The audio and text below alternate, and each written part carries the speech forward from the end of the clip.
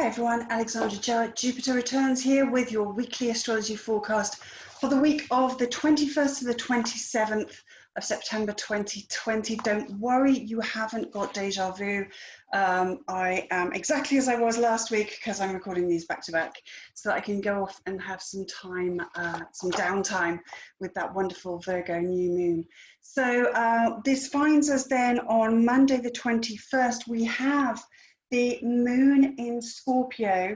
Now, if you remember from last week's episode, we've really been working with this Mercury square to Pluto and Saturn, essentially. But really, with that Virgo new moon, we had calling us in to ask those deep questions about ourselves, that real deep kind of searching and scrutinizing, you know, of what part we've played in the current system, and also what about the system within ourselves? You know, what about our own internal structure? What's going on with that? Is that something that's supporting us, or is that something that perhaps is you know, causing us more harm, really? So the moon in Scorpio today is going to continue those vibrations, really, as Pluto is ruled by, Scorpio is ruled by Pluto. So it's really tuning us into those deeper depths of ourselves. And that's also, talking of shadow work, that's preparing us also for Mercury, who will later on in the week be entering shadow for 2020's third Mercury retrograde. I'll talk about that later into the forecast. But Mercury will be going retrograde, straddling from Libra into Scorpio. So a bit of preparation work going on there. Mercury is, well, when any of the planets go retrograde, what they're asking us to do is to go within and work on that influence, on that archetype deep within ourselves. When they're direct, it's things that are happening in the outer world. So in years like 2020, when we have the personal planets, so we've had Venus go retrograde, we've got Mars going retrograde, and then we have these fairly frequent Mercury retrogrades. These personal planets, it's about doing our inner work. You know, 2020 has asked us to really do some deep inner work. And that means that next year, when these personal planets won't be retrograding, Mercury will, as always, but Venus and Mars certainly won't, then it's more a case of doing the work in the outer world. But for the meantime, we're in 2020, we're doing our inner work, and Mercury, my goodness, this Mercury retrograde is really, really going to be getting us to do our work. So right from the word go at the beginning of the week, we're being pulled into that kind of vibration. In fact, there's a supportive aspect here with the moon being in a water sign, connecting to earth sign planets. They like each other, they blend well together, so it's a supportive aspect there. So any efforts that we make in terms of doing that inner work, that's going to be something that's really, really supported by the influence of these planets. The big news for this week then is that on Tuesday the 22nd at 3 p.m. here in the UK, the Sun will have completed his journey through Virgo and will ingress the sign of Libra. This is known as the autumn equinox, when the Sun is at 0 degrees. So the beginning degree of any of the signs is actually 0 degrees. And this is a very, very powerful part of the chart. The first degree of the cardinal signs, of which Libra is one, they form this square that runs through the chart. This is known as the world axis. It's a very, very, very potent piece of energy. We're working with, it's the equinoxes and solstices. So summer and winter solstice take place in Cancer and Capricorn, and then the equinoxes take place in Libra and Aries, okay, spring and autumn. What this means is that the equinox equal balance, Libra. Day and night is precisely the same. This is the point at when there's a complete equal balance. And there's, you know, that you feel that balance, particularly with it being Libra in, you know, masculine and feminine. Everything is kind of trying to find an even kind of equal share. But often we see quite major events are triggered, and certainly as we move into the next one along, which will be the winter solstice, then that's going to be when the sun's moved round to an ingress Capricorn. That's going to be particularly potent. So this is kind of like, it's almost like a precursor to that, because this is going to be, you know, squaring the point where that's going to take place. So they're very much all connected. So very, very powerful energy. Try and tap into the Libra vibration of wanting more balance, of wanting more harmony, of wanting fairness. Whatever aspect in your life, particularly where Libra falls in your chart, and any planets or angles that you have within Libra, but it's just giving some consciousness to wanting balance. It really, really facilitates this. And wanting to make a change, you know, the cardinal signs are the start points. This is the start of autumn, okay? Autumn takes place Libra, Scorpio, and Sagittarius. Then when the sun ingresses Capricorn, it's the start of winter, which is Capricorn, Aquarius, and Pisces, and so on and so forth. So the cardinal signs herald the start of each of the seasons, and therefore it's powerful energy for making something happen, okay? And a lot of that's been held up, okay, because Mars retrograde that we're in at the moment, that's not big on pushing forward with things. So, you know, it's trying to get the balance right. The sun's journey through Libra this time round, so 30 days of Libra, you know, I'm going to be honest with you, it's going to be a bit tricky because we've got the Mars retrograde taking place in opposition. So when the sun moves into oppose, that's going to, you know, activate that. Plus we also have the square aspects going on to Saturn, Pluto, and Jupiter as well. So we're going to have this T-square being activated pretty much from the word go. Usually I find if something big is going to take place in a sign, when there's the ingress, it's almost like it's the wake-up call and we get a bit of a taste of what's going to come further down the line. It's almost like saying, you know, get ready for this. It's like a big trailer in a way, like you know, that you would see for a film. So pay attention to what shows up on that day, on Tuesday the 22nd, and just see where there might be a need for greater balance. But I do anticipate that Libra season this year is going to have a fair amount of challenge in it. But that's something that, you know, we have advance warning of with the astrology. We can prepare for it, we can prepare ourselves for it, and we can support each other. You know, that's one of the greatest things of Libra. It's about, you know, compromising and finding ways to work with other people.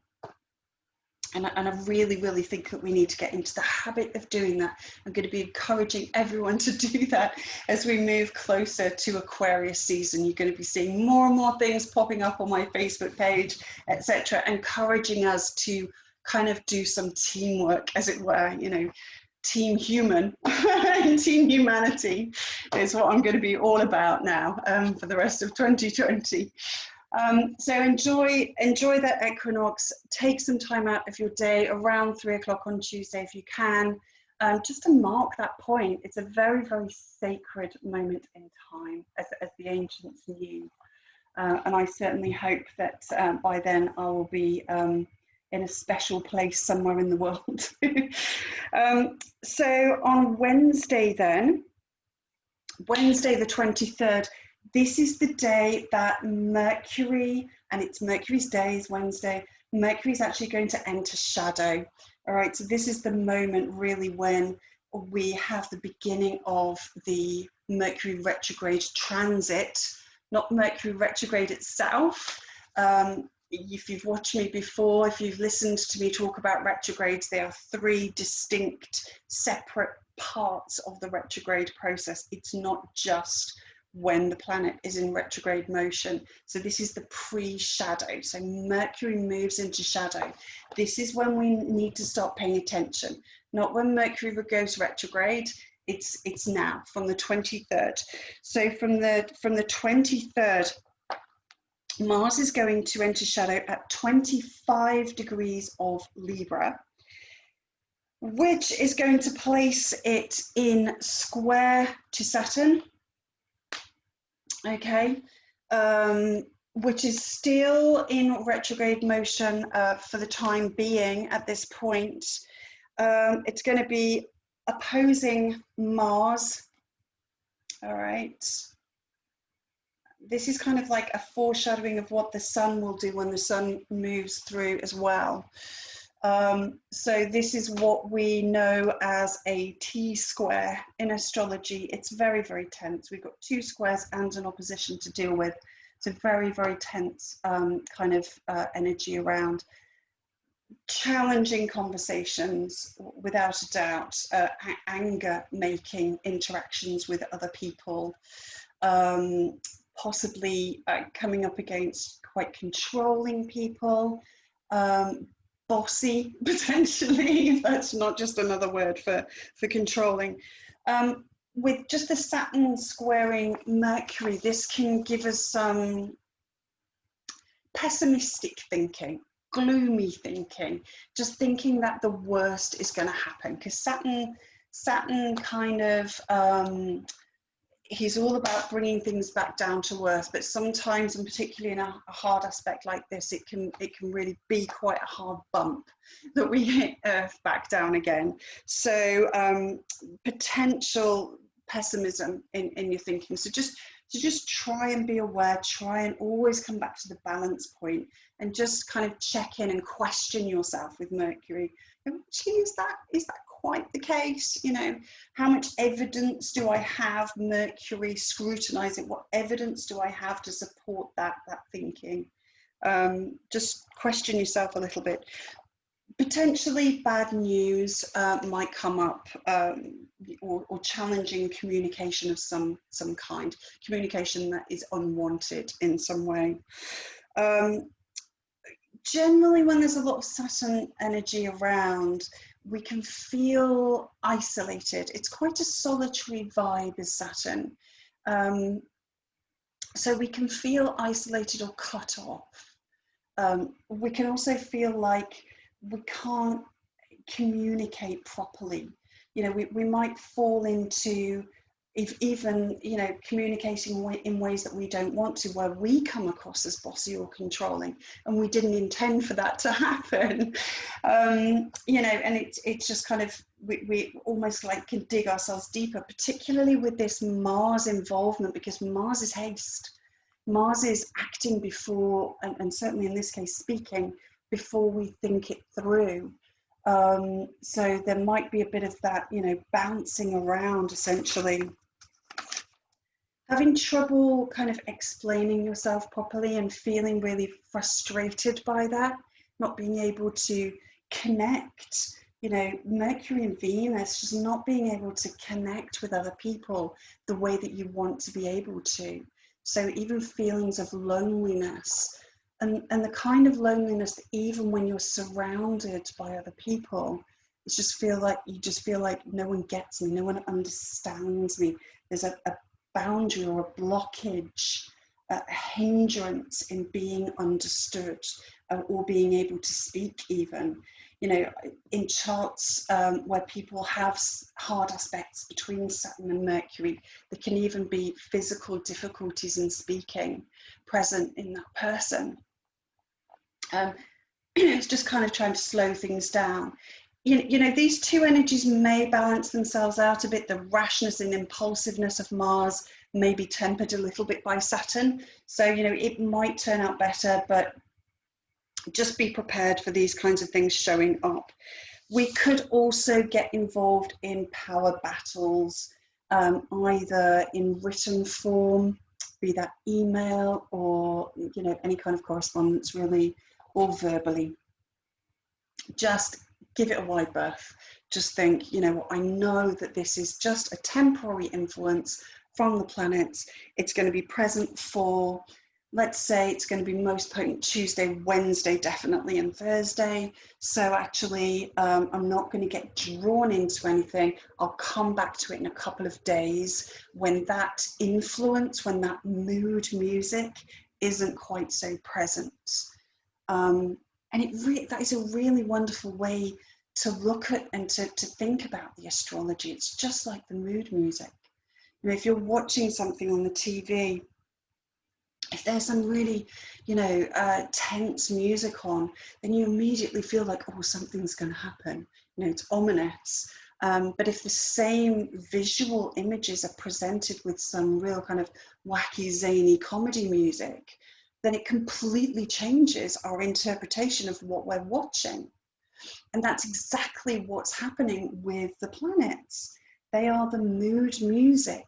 So if you think that the mood music is going to be a bit spooky that day, and say, well, okay, well, it's not going to be playing that tune. The universe isn't going to be playing that tune, you know, in a few days' time. So I won't be influenced in that way then.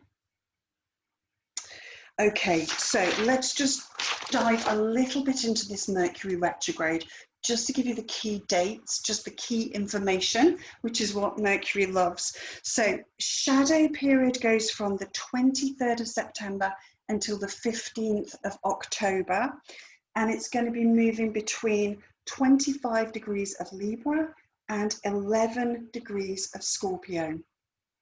So any planets that you have between 25 degrees of Libra and 11 degrees of Scorpio, they're going to be being activated most profoundly.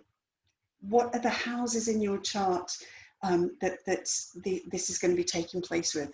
You know, as Mercury moves through during the pre-retrograde shadow, so between the 23rd and the 15th, that's kind of like awakening things up. These are the issues that are coming up that are going to need you to go back over them and give them a little bit more attention to detail and more refinement and redo things.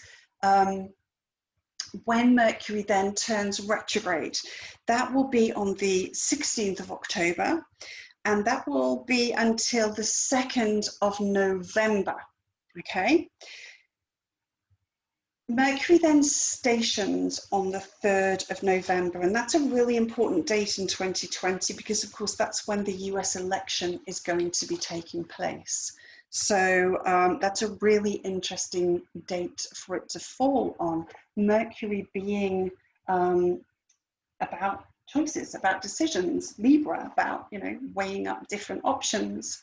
So stationing to go direct is very, very powerful influence of Mercury. When the planets are changing signs, either to go direct or retrograde, they have the greatest influence. So Mercury's presence there is going to be very, very potent. So it's going to be a case of attention to detail.